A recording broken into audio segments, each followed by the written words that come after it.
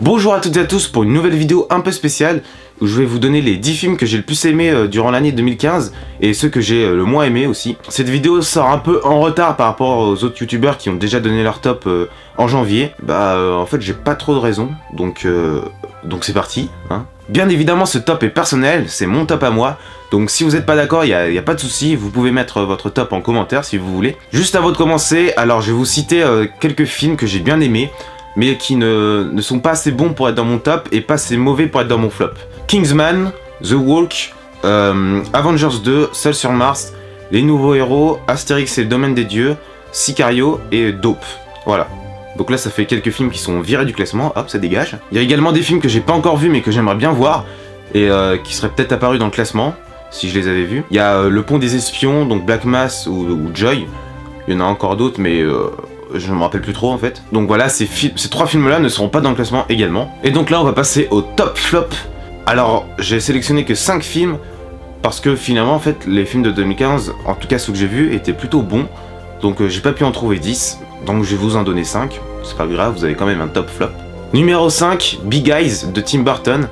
Alors pourquoi j'ai pas aimé ce film? Parce que c'est lent, c'est ennuyant quand même. Il se passe pas grand chose, c'est pas super intéressant à suivre. Et puis on retrouve plus la fantasy de Tim Burton, tous ces mondes un peu contes de fées, un peu surnaturels aussi, qu'on peut voir par exemple dans Edouard aux mains d'argent. Donc j'étais un peu déçu à ce niveau-là. Bien qu'il y ait des acteurs que j'aime bien comme Christopher Waltz ou Amy Adams, le film ne m'a pas plu, il m'a pas du tout emporté. Donc voilà, il mérite la place qu'il a dans mon top.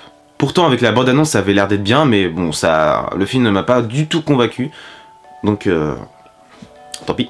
Numéro 4, Charlie Mordecai, ou Charlie Mordecai, dans un accent anglais burlesque. Alors c'est le premier film que j'ai vu en 2015, donc j'ai pas trop de souvenirs, mais je sais que j'ai pas aimé, parce que c'est trop débile en fait, c'est juste, le scénario des fois, ça a aucun sens quoi, il y a pas d'enjeu intéressant, on se soucie pas trop pour les personnages, même si Johnny Depp joue bien je dirais, puis il a un personnage assez rigolo, mais je sais pas, ça m'a pas vraiment plu, c'est plus des blagues mises les unes à côté des autres comme ça, et puis le scénario on s'en fout quoi, c'est un peu libre service, j'aime pas trop ce genre de film. Voilà, j'ai rien à rajouter, Charlie Mordecai, tant pis pour toi. Numéro 3, Les Profs 2, réalisé par Pierre-Martin Laval,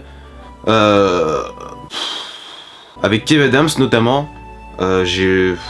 Franchement je sais pas, j'adhère pas à l'humour, c'est un scénario tellement basique, tellement peu intéressant que même les blagues, j'ai pas ri quoi. Non, c'était vraiment pas intéressant. Donc je vais pas m'éterniser dessus. Voilà, passons au numéro 2. Non, franchement, j'ai préféré le 1. C'était plus intéressant, mais là, le 2, ça reprend trop les bases du 1. Il n'y a pas de renouvellement, c'est la même chose. Donc je suis un peu déçu, mais en même temps, je m'en fous. Parce que franchement, ce film, je suis pas allé le voir au cinéma, je l'ai vu en streaming téléchargement quoi. Donc. Bref, numéro 2. Numéro 2. Le Grand Partage, réalisé par Alexandra Leclerc, avec notamment Didier Bourdon, Karine Viard, puis Josiane Balasco par exemple, et Valérie Bonetto aussi. Le film avait un bon pitch de départ, mais malheureusement il n'est pas assez exploité, c'est toujours la même chose en fait. C'est pas spécialement drôle pour une comédie, mais j'aime bien l'idée, le concept d'héberger des pauvres, des SDF l'hiver pour éviter qu'ils crèvent de froid. Mais voilà, c'est pas assez exploité, ça aurait pu être mieux en fait. Sans plus tarder, passons au numéro 1. Numéro 1.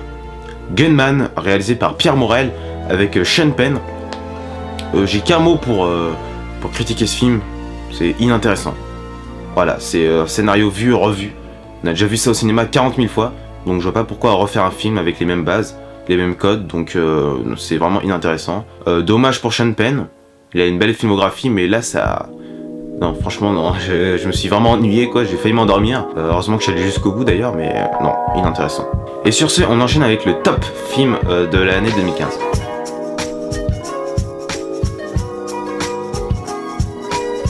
Numéro 10, Star Wars épisode 7. Ou Star Wars 7, le réveil de la force. Ou Star Wars, le réveil de la force. Ou Star Wars 7. Ou Star Wars épisode... Enfin bref, j'ai déjà fait une critique dessus que vous pouvez voir ici.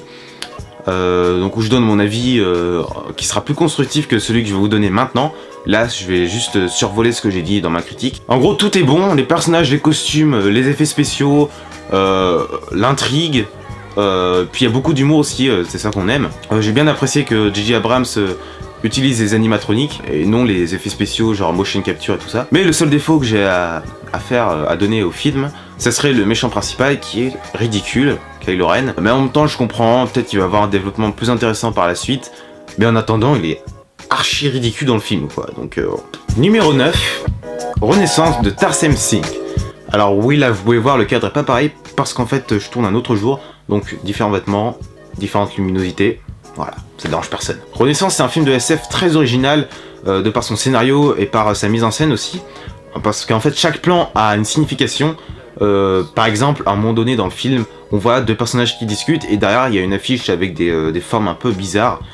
Et comme par hasard, 5 minutes plus tard, on voit une pièce avec ces mêmes ombres, ces mêmes affiches. Du coup, en fait, à chaque fois, l'arrière-plan a toujours une signification sur ce qui va se passer après. Il y a toujours un petit clin d'œil, pour tout et n'importe quoi, mais ça a quand même une signification. J'aime bien aussi les acteurs qu'il y a dans le film, à savoir Ryan Reynolds et puis Ben Kingsley, qui interprètent très bien leur rôle. Puis l'histoire est très prenante, on a envie de savoir vraiment si les personnages vont réussir à la fin. J'ai pas du tout été déçu par Renaissance, c'est la raison pour laquelle il apparaît dans Stop.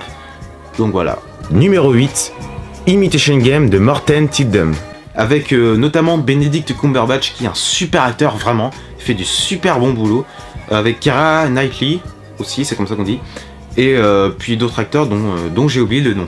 Imitation Game, c'est un film où il n'y a presque rien à reprocher. En fait, quasiment tout est parfait. L'acteur Benedict Cumberbatch joue super bien. C'est incroyable, sa prestation est super, moi j'adore. Donc pour ceux qui savent pas, Imitation Game, ça raconte l'histoire de Alan Turing, c'est un peu sa biographie. Et notamment son combat pour déchiffrer l'arme des nazis, qui permet de communiquer entre eux, je crois. Enigma, voilà. Et l'histoire est vraiment prenante, j'ai adoré. En plus avant je connaissais pas trop Alan Turing, donc du coup je suis vraiment content d'avoir pu découvrir son histoire à travers des acteurs qui jouent très bien, à travers un réalisateur qui fait du bon boulot. Je suis vraiment content. C'est à la fois touchant, c'est à la fois cruel, puisque c'est quand même la guerre. Les musiques sont vraiment en parfaite adéquation avec l'ambiance. Par exemple, quand un acteur va utiliser une machine avec des boutons, et bah la musique est dans les tons saccadés par exemple. Et quand un acteur fait, je sais pas, du vélo, marche et tout, ça va être plutôt dans quelque chose de plus lent, je sais pas comment on dit, allegro je crois, je sais pas. En tout cas, je vous conseille vraiment d'aller voir Imitation Game, parce que c'est un super bon film. C'est pas pour rien qu'il a été nominé dans la catégorie des meilleurs films aux Oscars 2014, donc allez le voir. Numéro 7, The Voices de Marjane Satrapi, qui avait fait auparavant le film Persepolis, pour ceux qui connaissent. J'ai adoré The Voices, j'ai dû le voir genre 2-3 fois, parce que c'est un film qu'on voit pas souvent au cinéma, et j'adore l'ambiance qu'instaure le film. J'ai l'impression que je dis toujours la même chose dans tous les films en fait, mais là pour le coup c'est vrai. Il y a vraiment tout dans ce film, il y a de l'humour, du dramatique, du suspense, c'est-à-dire qu'on peut avoir toutes les émotions possibles dans ce film, et déjà ça c'est super chouette. Le personnage principal joué par Ryan Reynolds est super attachant. On comprend tous ses choix, pourquoi il veut arrêter de tuer, et puis on est dans sa folie, donc on le suit vraiment. C'est pour ça que j'aime bien aussi. Et puis j'ai bien aimé aussi l'univers qu'a créé Marjane Satrapi, déjà par le fait qu'un chat et un chien ça parle pas, or dans ce film ils parlent, et en plus ils sont très drôles, et que par exemple au travail, les gens ils portent des roses de travail en fait. Ils ont des blouses roses, pas blanches, pas noires, roses quoi. Ça fait nier mais ça va vraiment bien avec les personnages et l'ambiance du film. Donc c'est pour ça que j'ai apprécié principalement, et voilà. Numéro 6, American Sniper de Clint Eastwood, avec Bradley Cooper, Sienna Miller. Très bon film, encore une fois. Clint Eastwood a bien adapté la vie de Chris Kyle, ce numéro 1 sniper de l'armée américaine. Dans le film, on dirait que les scènes d'action sont réelles. On se croit vraiment chez les terroristes et tout ça, avec les espèces de maisons, les gens qui sautent en mode Yamakasi. Le montage son est incroyable, mais vraiment. C'est-à-dire que, peut-être dans la bande-annonce, je sais pas, quand Chris Kyle s'apprête à tirer sur un ennemi, t'as cette espèce de souffle qui est très stressant en même temps. T'es angoissé quand t'entends ça, et t'as envie de savoir est-ce qu'il va tirer sur le gars ou pas et tout. Donc c'est vraiment bien fait. Sinon, bah, Clint Eastwood est un bon réalisateur. Il a déjà fait ses preuves avec plein de films que je vous invite de voir, comme par exemple Invictus, mais il y en a plein d'autres encore. Chapeau pour Clint Eastwood qui là réalise son film le plus lucratif de sa filmographie.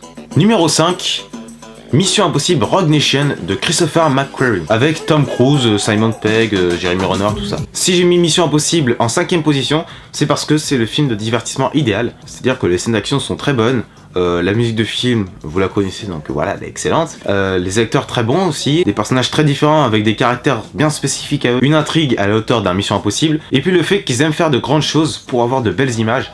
Par exemple, dans Mission Impossible 4, il y a Tom Cruise qui est sur la tour à Dubaï, qui l'escalade.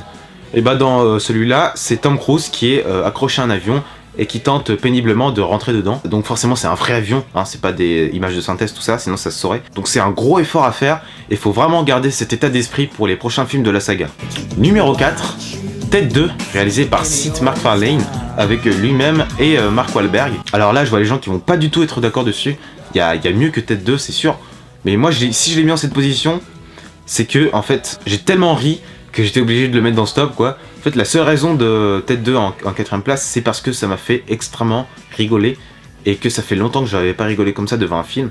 La dernière fois c'était en regardant le film des Farquaad, c'était Lady Killers, qui était totalement débile, mais justement je sais pas pourquoi j'avais autant rigolé d'ailleurs. Du coup ça m'a fait plaisir de retrouver cette sensation. Il y a toutes les vannes possibles, il y en a pour tous les goûts, et j'ai envie de dire c'est ça qu'on aime quoi. Après j'avoue qu'au niveau de l'histoire c'est mieux que le premier, mais ça reste pas exceptionnel non plus. Enfin limite je m'en fous quoi, j'ai juste rigolé comme un ouf, donc c'est parfait en fait. Numéro 3, La rage au ventre, réalisé par Antoine Fuqua, avec Jack Gyllenhaal, super acteur, Rachel McAdams, super actrice, et Forest Whitaker, très bon acteur aussi. La rage au ventre, c'est le genre de film de boxe où on se focalise sur tout ce qu'il y a derrière les combats, et pas le combat en lui-même. Donc c'est pour ça que j'ai aimé le film, et aussi bah, le jeu des acteurs quoi. Nickel, c'est super, c'est rien à dire. La performance de Jack Gyllenhaal est incroyable, il a vraiment dû se muscler à fond pour ressembler à un vrai boxeur. Donc déjà chapeau pour ça. Et puis même niveau émotionnel, tout ça, il est vraiment très convaincant. Même si le scénario en soi il est assez basique, c'est-à-dire qu'il y a quand même des moments où c'est un peu ennuyant, où il n'y a rien qui se passe. Mais bon après ça se rattrape vite tout ça. Le film est bon à regarder et il est très puissant au niveau des combats comme sur le plan donc émotionnel tout ça. Donc 3ème place méritée, bien joué. Numéro 2, Mad Max Fury Road de George Miller, avec Tom Hardy, Charlize Theron et Nicolas Hoult. Dans presque tous les top 10 sur YouTube, ce film revient souvent en première ou en 2ème position, ce qui est encore une fois mon cas, et c'est tout à fait compréhensible parce que visuellement le film est excellent, les cascades sont juste démentielles, c'est super bien chorégraphié tout ça. Il y a peut-être que l'histoire qui est limite, mais globalement le film frôle le chef-d'œuvre de film d'action quoi. C'est très rare de voir des combats aussi bien réalisés, aussi bien chorégraphiés, et pour ça bravo à George Miller. La suite, il y en aura une, mais avant il va faire un autre film, un petit film indépendant voilà. Mais c'est pour bientôt. Donc sur ce du coup je vous invite à voir ma critique dessus, où je développe un peu plus, et on va passer à la première position de ce classement. Nous voilà arrivés au numéro 1 de ce classement, c'est-à-dire que le film que je vais citer est le film que j'ai préféré en 2015, et donc cette place revient à Ex Machina de Alex Garland. C'est la première réalisation d'Alex Garland, qui était avant scénariste. Il a par exemple écrit le scénario de 28 jours plus tard, ou de Dredd, et là pour un premier film, chapeau. C'est parfait. Il tombe pas dans le piège d'en faire trop pour impressionner tout le monde, il sait rester sain dans sa réalisation et dans ses choix de décor, et déjà ça c'est un très bon point. Et c'est vraiment dommage que ce film ne soit pas nominé dans la catégorie des meilleurs films pour les Oscars 2016, parce que il mérite, et en plus quand on voit les films qu'il y a dans la catégorie, il y en a des bons certes, mais en tout cas moi j'enlèverais direct Seul sur Mars. Voilà, je dis ça comme ça. Après voilà, hein. Seul sur Mars qui est cool, mais pas au point d'être nominé. En gros, Ex Machina, c'est l'histoire de Caleb, un codeur pour Blue Box, un gros moteur de recherche genre Google en fait, qui est invité à passer une semaine dans la résidence du patron de l'entreprise afin d'effectuer une expérience. Et quand il arrive sur les lieux, donc complètement coupé du reste du monde, il découvre que le patron Nathan il travaille pour un projet d'intelligence artificielle et veut que Caleb interagisse avec le robot doté de cette intelligence, et ce robot qui s'appelle Ava. Alex Garland arrive vraiment à instaurer une ambiance avec cette résidence très froide, très vide et monotone. On se demande même comment le patron peut y vivre. Il cherche à déstabiliser le spectateur en lui montrant ce même endroit monotone et chiant pendant 2 heures pour qu'il se sente confiné et mal à l'aise. Et ça marche à merveille, c'est limite on pète un câble de devoir voir ces murs à chaque début de journée. À la fin, même la nature perd de la beauté et nous paraît amère. L'histoire est très intéressante, le sujet d'intelligence artificielle est traité de façon différente des autres films. Là, on favorise l'interaction et les émotions, et même l'amour. De même pour le scientifique, ici on a un scientifique qui fait du sport, qui fait la fête et qui boit, pas le genre de scientifique toujours enfermé dans son laboratoire avec ses lunettes rondes et qui zozote tout le temps. Et surtout le scientifique respire la joie de vivre malgré l'environnement auquel il est intégré, et ça change énormément de ce que l'on peut voir aujourd'hui. Alicia Vikander, celle qui interprète le robot, est juste parfaite. Elle joue super bien sa performance et elle mérite d'être saluée. Domhnall Gleeson et Oscar Isaac sont tous les deux géniaux. Ils jouent comme il faut, il n'y a rien à redire. Le seul bémol, c'est que parfois on part dans un sujet très intéressant et puis à la scène suivante, on l'exploite pas et on passe à un autre sujet. C'est vraiment dommage car il y a plein de choses palpitantes à savoir sur l'intelligence artificielle, mais on développe pas assez. Sinon, l'œuvre à part entière est magnifique et je vous conseille d'aller le voir maintenant. Tout de suite. Maintenant, vite. Allez! Sur ce, cette vidéo est terminée. Si tu as aimé, tu peux commenter. Tu peux mettre un pouce vert, tu peux t'abonner, partager tout ça. Je vous invite à mettre votre top en commentaire, c'est toujours intéressant d'avoir l'avis des autres. Et moi je vous dis à plus tard pour de prochaines vidéos.